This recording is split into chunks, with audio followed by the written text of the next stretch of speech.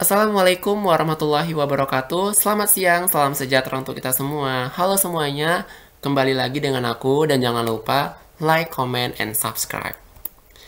Baik, pertama-tama, perkenalkan nama saya Aris Farhan, NIM 19040314 dari kelas Teknik Industri A, Universitas Sumatera Utara.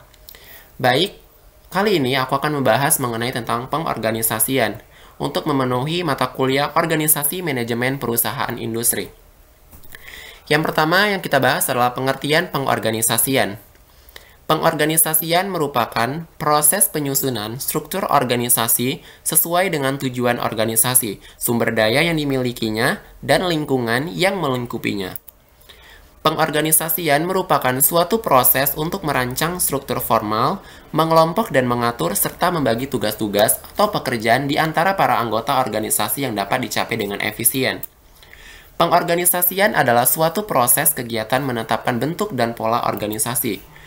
Pengorganisasian adalah suatu proses penentuan, pengelompokan, dan pengaturan bermacam-macam aktivitas untuk mencapai tujuan tersebut. Proses pengorganisasian terdiri dari 4 tahap, yaitu yang pertama, mengalokasikan sumber daya, merumuskan dan menetapkan tugas, dan menetapkan prosedur yang diperlukan. Yang kedua adalah menetapkan struktur organisasi yang menunjukkan adanya garis kewenangan dan tanggung jawab. Yang ketiga, kegiatan perekrutan, penyeleksian, pelatihan, dan pengembangan sumber daya manusia atau tenaga kerja. Yang keempat adalah kegiatan penempatan sumber daya manusia dapat posisi yang paling tepat. Selanjutnya yaitu struktur organisasi.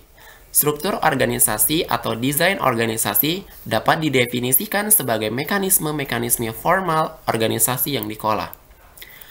Selanjutnya yaitu aspek pengorganisasian. Yang pertama, menurut Dali Munte, ada 7 aspek penting untuk pengorganisasian.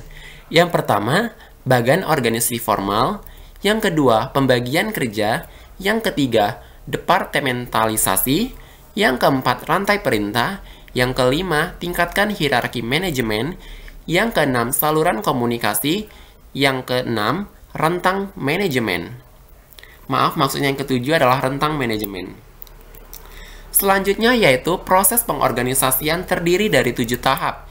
Menurut Delingay 1989, Handoko 1997, dan Siagian 2001. Yang pertama, penetapan dan pengimbangan aktivitas. Yang kedua, penyusunan wadah atau organ organisasi. Yang ketiga, mengisi organ atau wadah organisasi dengan tugas, kekuasaan, wewenang. Yang keempat, menghubungkan orang atau wadah yang satu dengan yang lain dengan garis wewenang.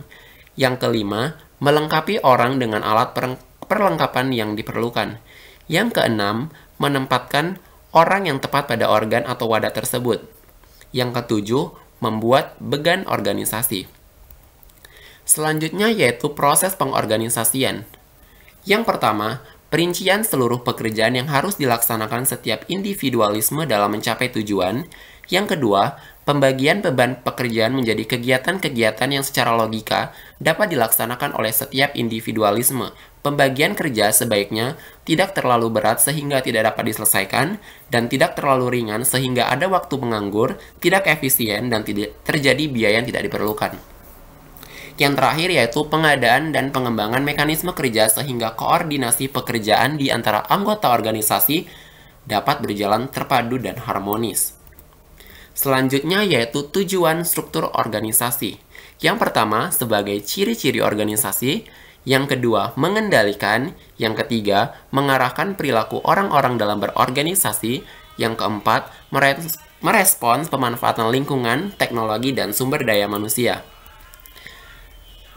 Remember, berarti organisasi adalah merupakan bentuk kerjasama, sedangkan pengorganisasian adalah suatu proses kegiatan bentuk pola organisasi. Terima kasih semuanya, thank you for watching, semoga semuanya dapat memahaminya, dan semoga dapat bermanfaat bagi kita semua. Akhir kata,